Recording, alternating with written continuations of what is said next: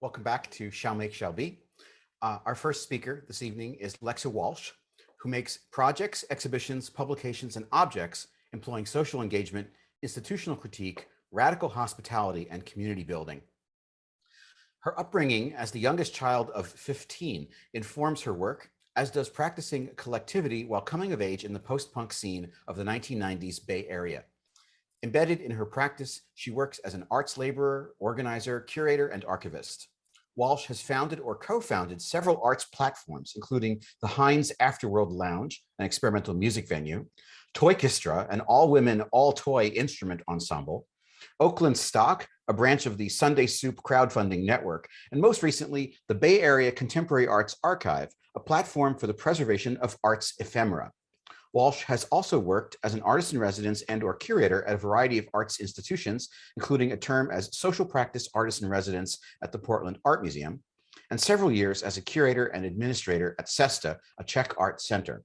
She holds an MFA from Portland State University's Art and Social Practice program and a BFA from California College of Arts and Crafts. Friends, I'm pleased to introduce Lexa Walsh. Hi, thanks, Golan, and thank you, everybody, for being here. I'm going to do a little screen share.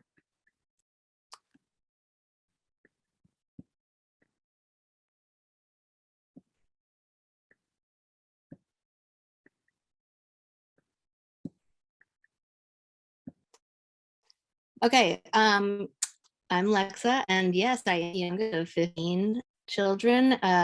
We grew up outside of Philadelphia, and I do feel that this family unit informed my practice a lot. I'm the one with the pigtails.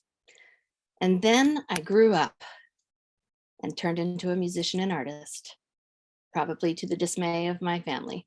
But I think that this band, Toykestra, that you heard about already for a second, informs very much the way I approached my project for Shall Make, Shall Be. We are 5 women who played entirely toy instruments and small instruments.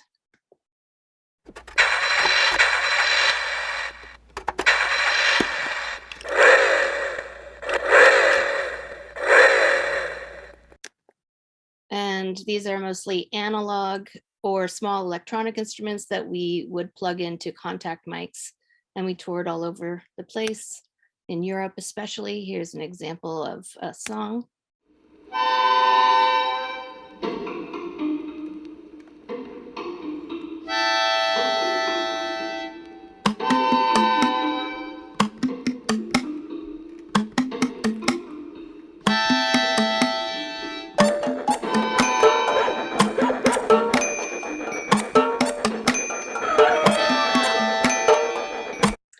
So jump forward 15 years and I'd been playing in bands and doing participatory projects, art projects, and I didn't really know how to talk about them. So I decided to go to graduate school and got an MFA in art and social practice and came out with a way to collectively describe my practice, which is hospitable democracy.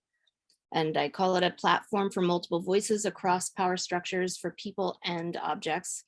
The objects part is another discussion entirely, but some of the platforms I use are the table, the community cookbook, the museum and its pedestal, and sometimes the thrift store, the public square, the archive, and a whole lot of collective making of song and cheer and dance.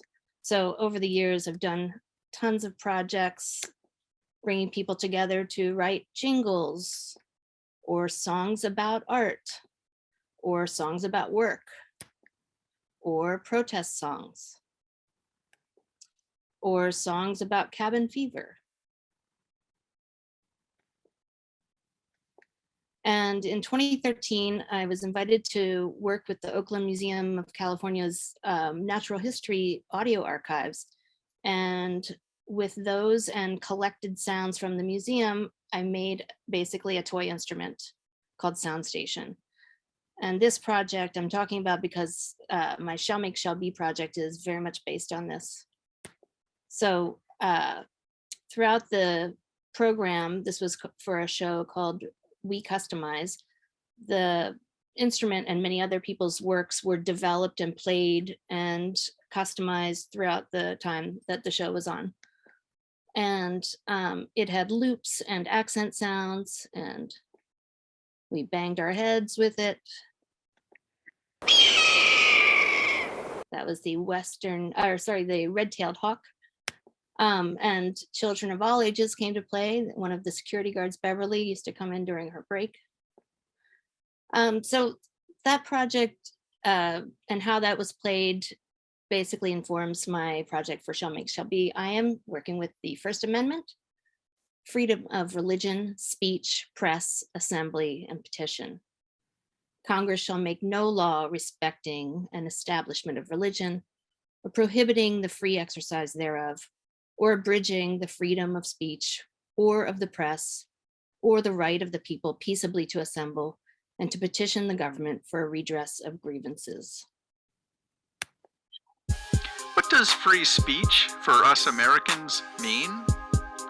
It means the government can't stop us from expressing ourselves. It can't silence us.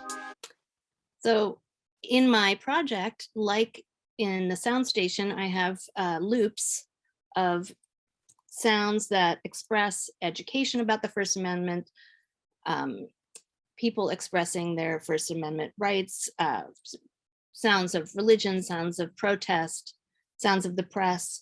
And by playing this, you too are able to express your First Amendment rights.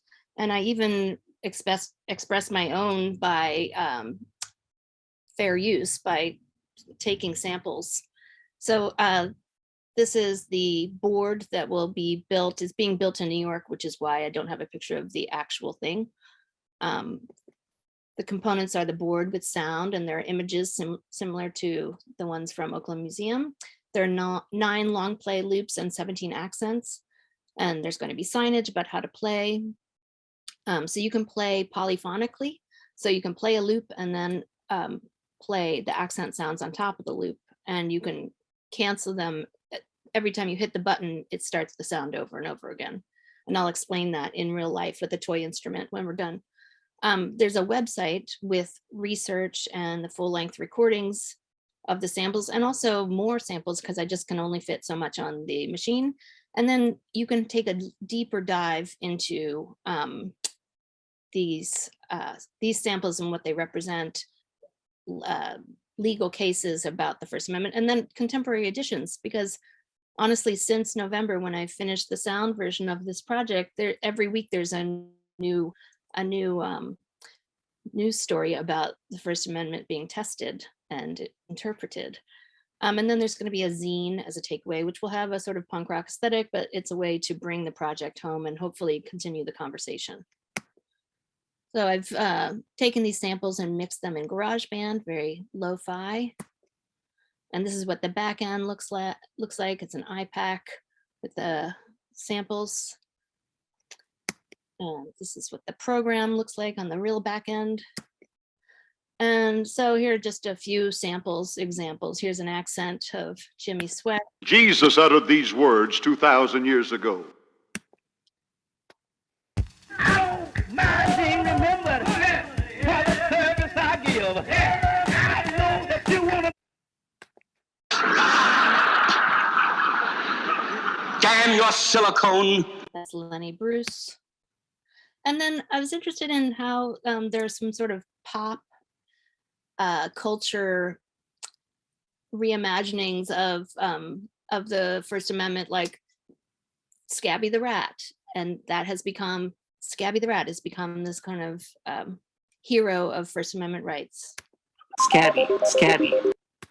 Or the cursing cheerleader, Brandy Levy. I was a 14-year-old kid. I was upset. I was angry. Or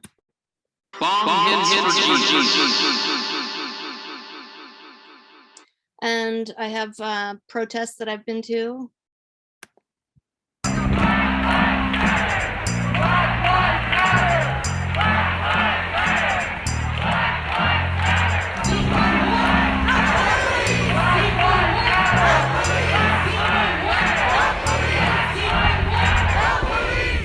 And protests I haven't been to.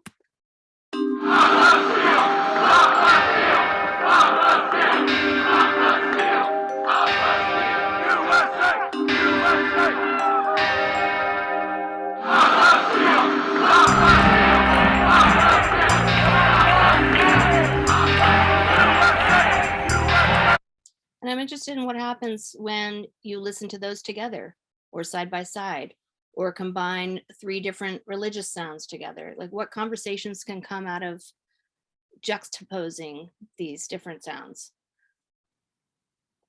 So if you want to hear more about Toykastra, there's a great video and you can just copy that link, and then more about my practice is at lexawalsh.com, and I will stop sharing. Thanks so much.